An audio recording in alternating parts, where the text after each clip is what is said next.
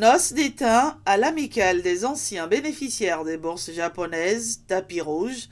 En grande réjouissance donc, les membres actifs de 2A de BJ célèbrent ainsi une décennie bien remplie d'existence et de loyaux services rendus à la communauté avec, depuis la création du Creuset, l'appui technique et financier indéfectible de tous les instants de l'Agence japonaise de coopération internationale JICA Bénin. 2A2BJ regroupe pour les professionnels de la santé, les enseignements maternels, primaires, secondaires, techniques et professionnels, supérieurs du ministère de l'Agriculture, de l'Élevage et de la Pêche, de l'eau et des mines, de l'environnement, des affaires étrangères et ayant subi une formation ou un stage au Japon.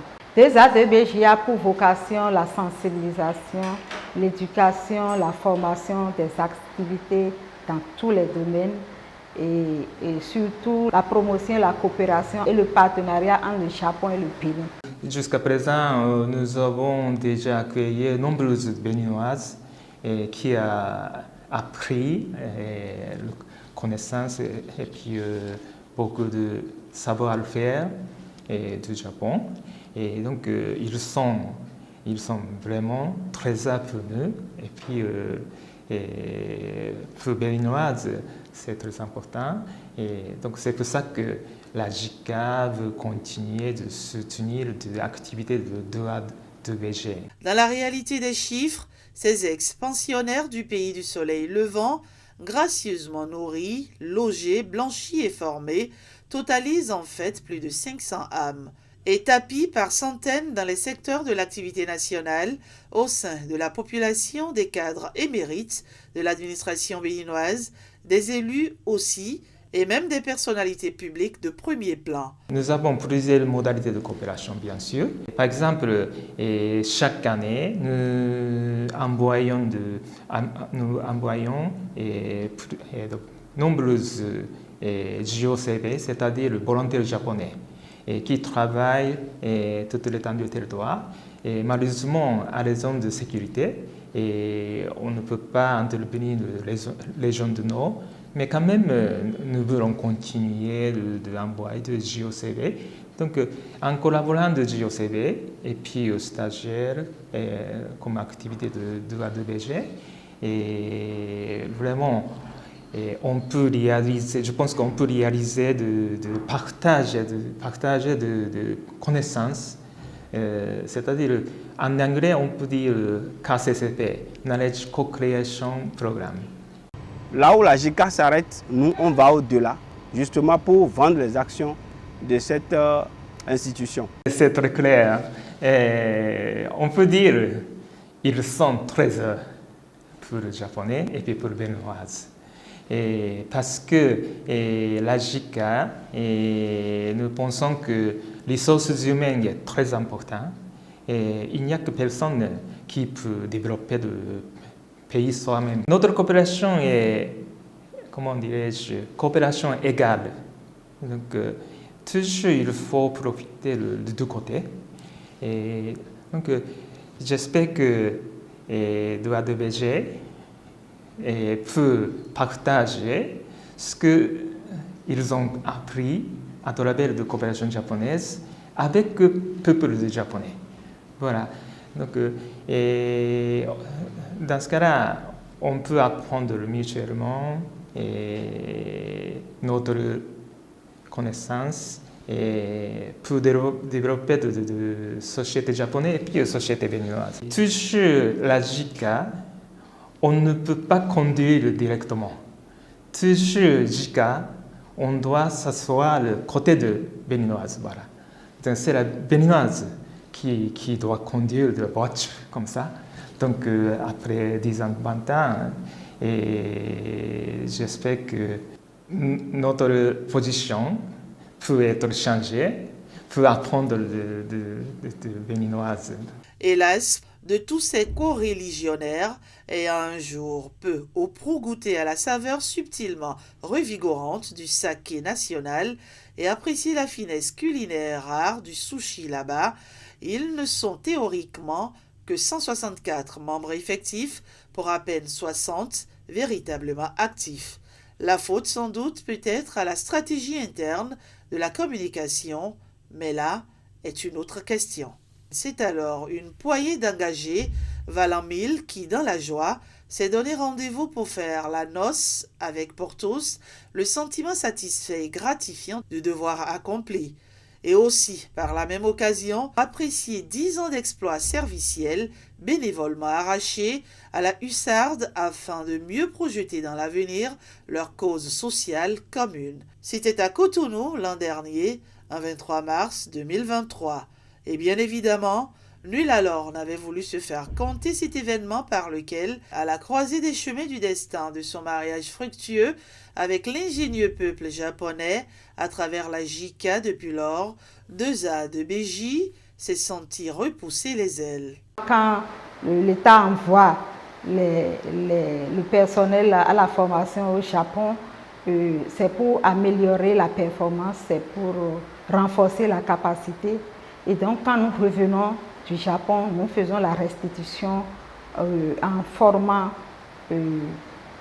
la population. C'est justement l'objectif de notre amicale, de ces bénéficiaires de bourses japonaises, tous ceux qui étaient allés au Japon, qui se sont réunis en une amicale, justement pour apporter la joie dans la vie des communautés. Et c'est ce qui s'obtient justement sur le terrain. J'ai eu cette chance-là pendant que j'étais directrice de l'école nomade d'instituteurs, où j'ai eu la chance de vivre et la formation sur la prise en charge de la petite enfance à travers les jeux. Et quand je suis revenue, mon plan d'action a été proposé et ça a pris corps. Et cela nous a permis d'avoir des documents élaborés avec l'appui des volontaires japonais. Ma formation au Japon m'a permis de renforcer ma capacité professionnelle d'abord. Et ensuite, j'ai tiré beaucoup de leçons à travers la culture japonaise, à savoir par exemple la ponctualité. La ponctualité, l'humilité et l'hygiène du cadre de vie, l'hygiène de l'environnement. Des grandes espérances chevillées au corps, certes, mais aussi d'incorruptibles bons et impérissables souvenirs ramenés d'un peuple au génie novateur qui avait su domestiquer formidablement chez lui et dépasser maintenant le fordisme pourtant né américain. Toute une philosophie de vie, d'action et d'état d'esprit contagieux que 2A de BJ, légataire universel au Bénin de cet héritage, compte implémenter désormais sur tous les claviers géographiques de l'ensemble du territoire national. Après une décennie de risques expérimentaux pris valablement jusqu'ici dans la partie méridionale et centrale du pays.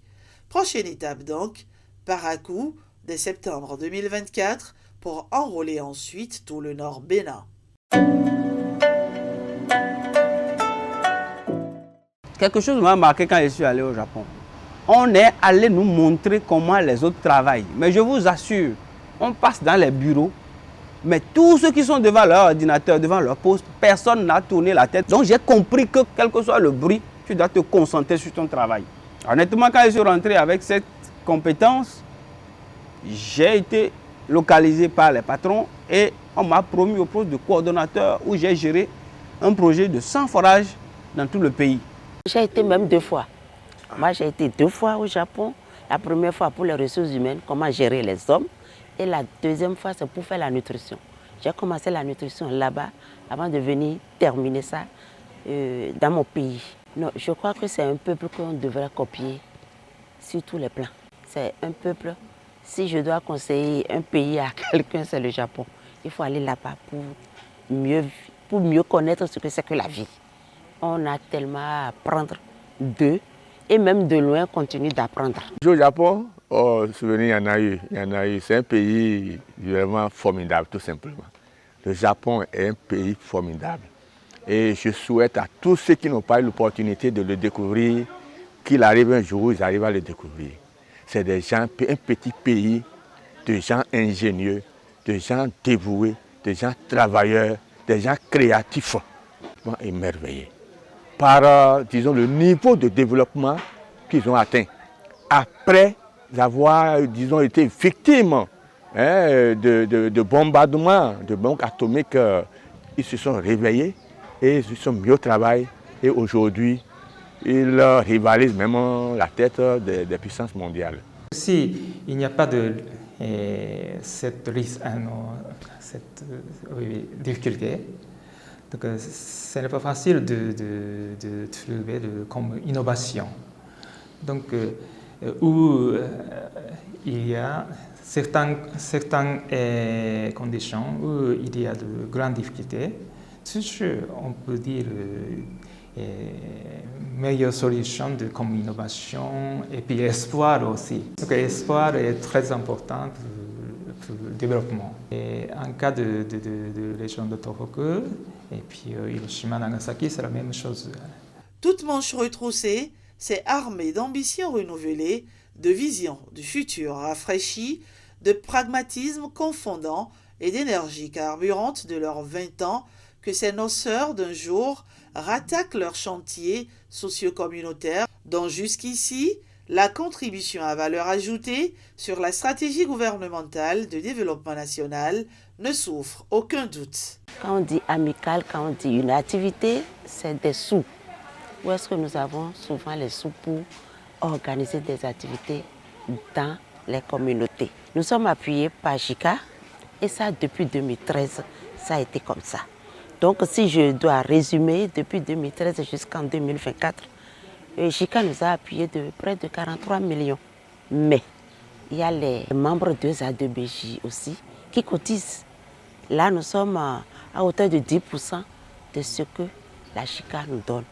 Donc ce n'est pas peu, c'est même beaucoup pour qu'on puisse dire, nous aussi nous apportons notre pierre à l'édifice. Donc les cotisations, les dons, les souscriptions, nous avons aussi des donateurs qui nous appuient et surtout nous allons aussi continuer même vers ces donateurs-là parce que d'ici à là, on veut évoluer vers une ONG.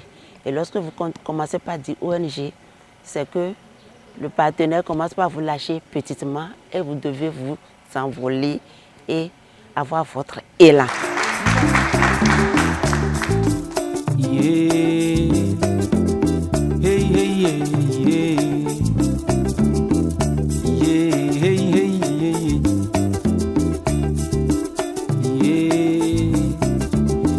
Isebe ouvi wa, nyenda no no meni.